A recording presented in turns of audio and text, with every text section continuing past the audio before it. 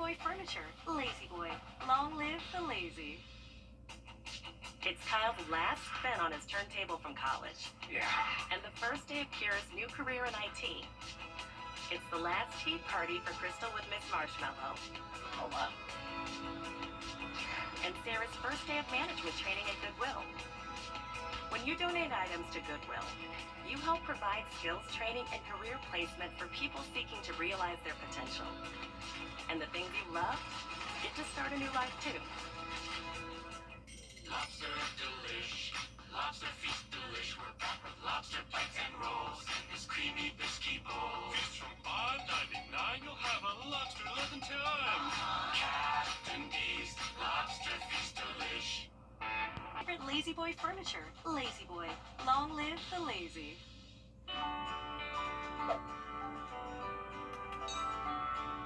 At Parker's Kitchen, we go big, like our huge, crunchy, juicy, never frozen chicken tenders with an extra large serving of Parker's signature sauce at Parker's Kitchen.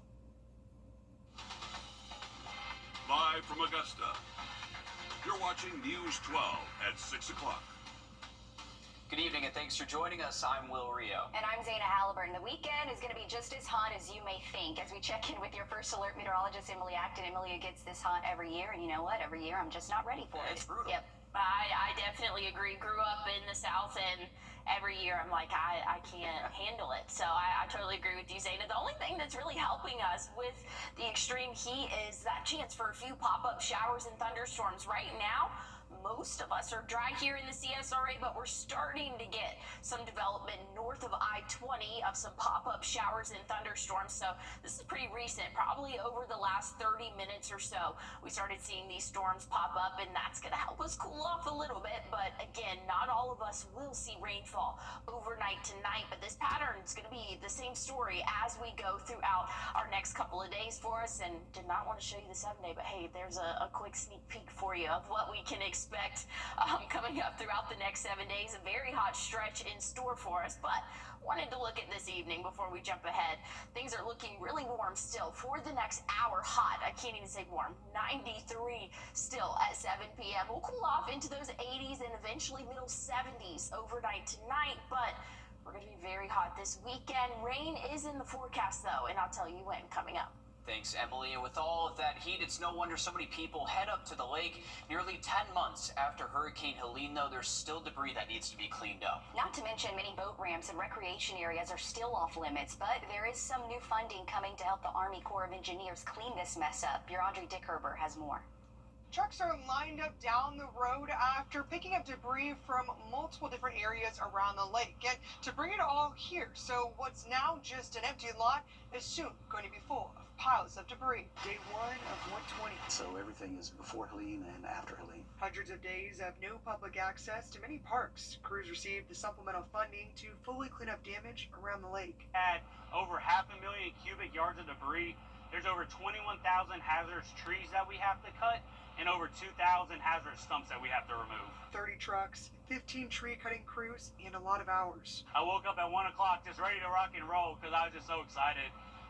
It's been a long time coming for everyone here at the project, and we all just care so much about our parks, and finally being able to see this stuff get out of there is just amazing. Crews are out working today nearly 300 days after the hurricane hit, and the damage is so extensive that you can see it both on land and on the water. Extensive damage all throughout the club. We had over 1,200 trees come down. We had damage to buildings, we had damage to boats, we had damage to docks. While crews work at parks around the lake, other places on the water, like the Augusta Sailing Club, have been working to get back to normal. A lot of folks in town, they're places that are unrecognizable, and they look very, very different. But our main focus is getting operations back to normal so that we can welcome the guests in from all over the country at our annual Halloween Regatta. Hoping that in a few months, people can enjoy being on and by the water from many different spots. We're trying to minimize the impact to the public, right? For a long time, a lot of our parks have been closed. So just work with us these next couple months while we get the debris out, and we're going to be, steaming forward ahead to fully recovering from Helene. And to find out which parks are open and closed, we'll have more information about that on our website, wrdw.com. Reporting in Appling, Audrey Dickherber, on your side. And we appreciate what those workers are doing up there. Well, it's back to school season with the first of our students returning back to the classroom on Monday. Every year brings new challenges, but in the wake of Helene, many families are feeling that extra pressure on their wallets when it comes to school supplies. Now, some organizers and volunteers with the supplies drives Stuff the Bus fear that they won't be able to keep up with the increased demand this season thanks to Hurricane Helene. Organizers are working through the weekend, to gather supplies for the hope that this doesn't become the case. Now you can scan the flow code there on your screen now for all upcoming school supply giveaways. It'll take you to our website, wrdw.com. There are several events happening this weekend for you to get what you need. We are constantly updating this list as we get more, so make sure that you are continuing to check back in with us.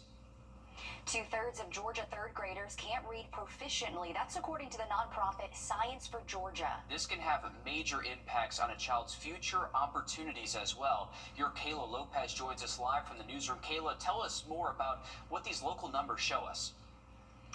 Well, Betsy Van Dusen with the Harris Literacy Center says Richmond County mirrors the national numbers on literacy and is sometimes even on the lower end. This means that many are behind before they've even started. At the Harris Literacy Center, the focus isn't just on reading, it's on catching up. It's not just 1 or 2 kids slipping through the cracks, it's hundreds. And give it 10 more years, it might be thousands. Austin Copeland has been at the center since March and says even taking the first step can make all the difference. The kids, the growth is fast. Like, you don't see it 3 months down the road. You see it by next session. Which is why Director of the Literacy Center, Betsy Van Dusen, says it's important to take action. We have to teach the kids that are in front of us, and we also need to be working on the things we know will help prevent things in the future. Because literacy can change the course of a child's life. If they get the support they need, if they get that remediation they need when they need it, we can change all that. Their futures are very bright. And Lori Cook with Rise Augusta says it isn't just the child's future being changed. When children start doing better in school, when children start reading, the parents change too. So that all those who dream to be an astronaut or the president have a chance to succeed. It's not impossible, but it just takes places like this to pretty much help kids get back on track. Now, both the Harris Literacy Center and Rise Augusta offer year-round tutoring. There are different days and times based on which place you use, and we'll post that on WRDW.com. But there are some things that you can do at home. Experts tell me it starts with having a book at the home or pointing out objects for your child to describe a word or to spell. And those are good tips right there. My mom had me reading alongside her young. Yeah, that's absolutely the way. Having good support, too, is also a big thing, too. And we know organizations like Rise Augusta are doing good work with that. We appreciate that, Kayla. Well, the move to trigger a recall election against Burke County Sheriff Alfonso. Tonight we're hearing from the company that owns one of Augusta's troubled apartments, Richmond Summit. Earlier this week, we told you about the nightmare scenario where power was out for the whole complex for 21 hours. Now, for context, this was a planned outage, and residents were warned ahead of time that power would be out from 9 p.m. until noon the next day. They were also offered the chance to stay in a hotel until it was over, but residents began calling News 12 when the power didn't come back on until 6 p.m. that evening with no communication from Richmond Summit. On Wednesday, Richmond Summit declined to comment or give us any information on the situation, but today a spokesperson for Wrdw Housing, which owns Richmond Summit, says residents were given prior written notice about the planned power interruption and were offered proper accommodations. The spokesperson also says all residents are getting $150 gift cards for the inconvenience. Wrdw Housing's time in the spotlight isn't over. On August 5th, the company will face Augusta leaders over conditions at both Richmond Summit and Bon Air Apartments, which it also owns. Years of violence and poor living conditions could lead to leaders revoking the company's business license. The meeting was originally scheduled for Tuesday, but was rescheduled in the last hour to the 5th. An update to the city of Aiken's brown water issues. Just this afternoon, we've learned an outside consulting firm has been hired to investigate the cause. The company, DCCM, will have its report ready by September 1st, with the goal of figuring out if this was a one-off issue or the sign of systemic issues. Well, coming up, a federal funding cut removing special crisis counseling for LGBTQ callers. We're hearing from local advocates on the move coming up next. Emily. Well, looking at the heat trend for the next couple of days, we're going to feel like the triple digits. Monday, though, looking to be the hottest. I'll have a look at when we can see some relief and when we can see some rainfall coming up. Time and Temp, brought to you by your First Alert weather team. This is not you. It's on us today.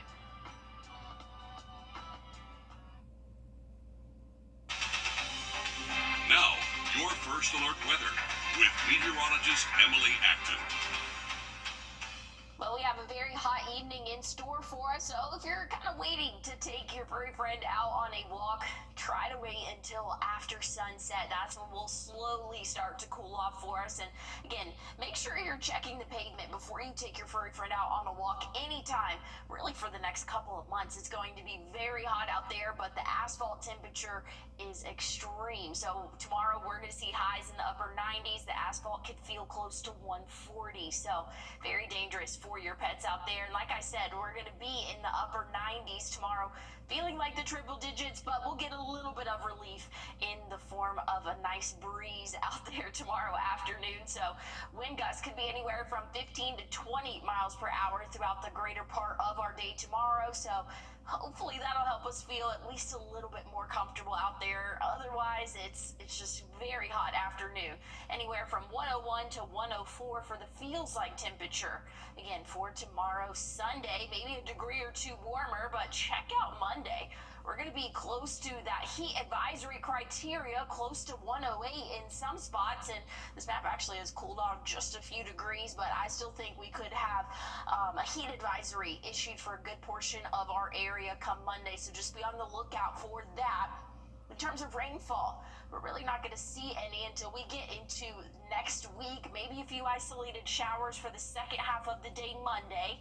Tuesday, though, looks a little bit more widespread, and that's going to be some good news. That'll help us cool off a little bit for us. So about a 40% chance, but check it out, 92 Tuesday versus the 98 that we'll see this weekend and even into our Monday. So things are looking a little bit better once we get that rainfall and into the middle of next week. Sounds good. Thanks, Emily. Key services with the National Suicide Prevention Hotline.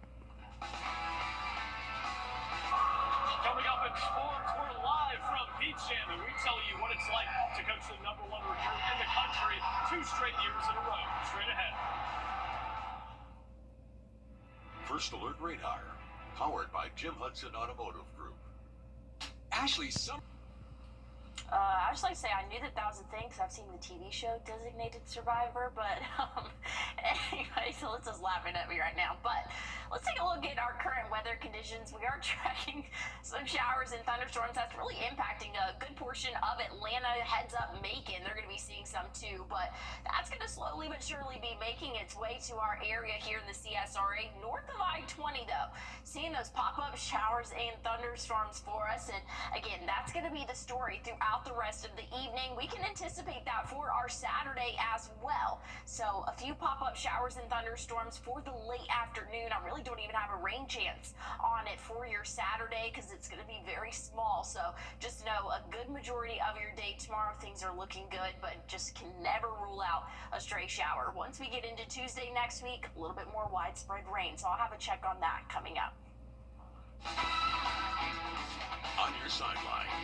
Sponsored by Chandler Law Firm.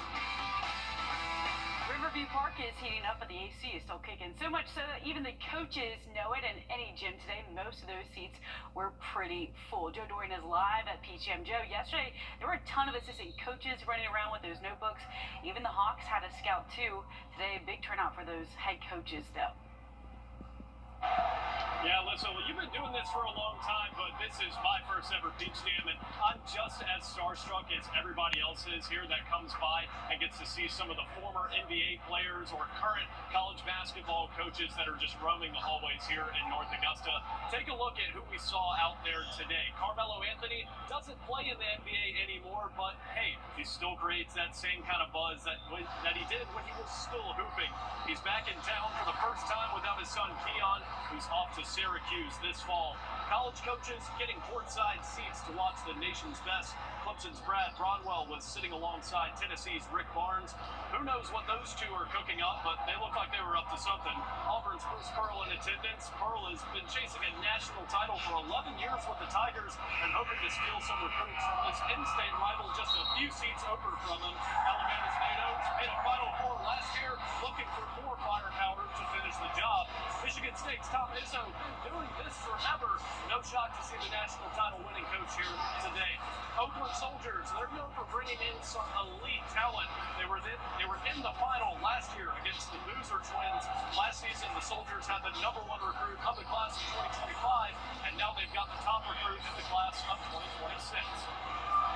It's a gift and a curse at times. I believe, with having #1 players, it gathers a lot of attention, and some guys on a team tend to forget who they are and kind of defer to those guys, but I think we turned it around together and got guys to step up, and match the same, players, the #1 players. Still pretty lively in here right now. As you can tell, it's pretty loud, but after tonight, we will know the 8 teams moving on to Saturday, and we'll be here all throughout the rest of the weekend to bring you Saturday's coverage and Sunday. So tune right back in here to News 12 tomorrow and Sunday to catch who comes out on top of PG. Joe, I was with you earlier, and it always shocks me what people like most about our area. That coach there said he likes South Carolina Ale House and their baby back ribs the most. So it's always pretty funny what they find out in their little places that they always tend to stop out. So Carolina Ale House is the choice this year. Okay, the second half of the MLB season is here. Braves get a home stretch against Aaron Judge and the New York Yankees on our sister station, that is Peachtree Sports Network.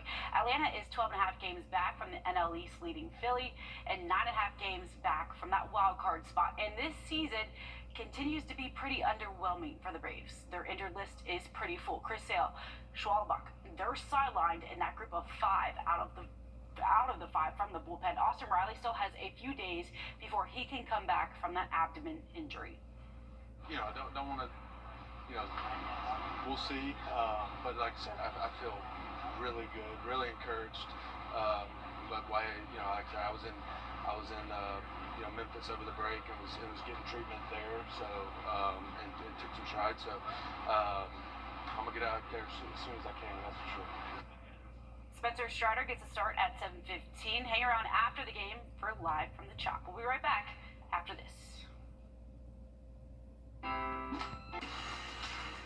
Hey guys, it's Anna Christina here for Roof Savers. Over time, vinyl siding on your home can become faded and dull looking due to exposure to sunlight, weather, and other environmental factors.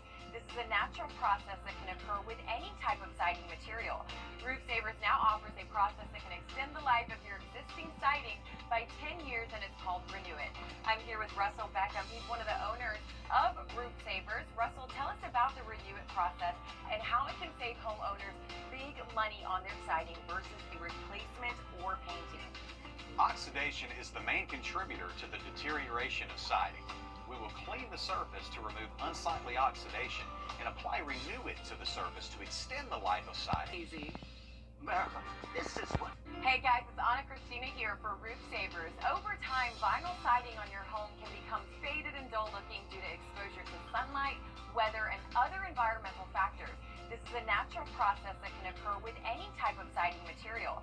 Roof Savers now offers a process that can extend the life of your existing siding by 10 years, and it's called Renew It. I'm here with Russell Beckham. He's one of the owners of Roof Savers. Russell, tell us about the Renew It process and how it can save homeowners big money on their siding versus the replacement or painting.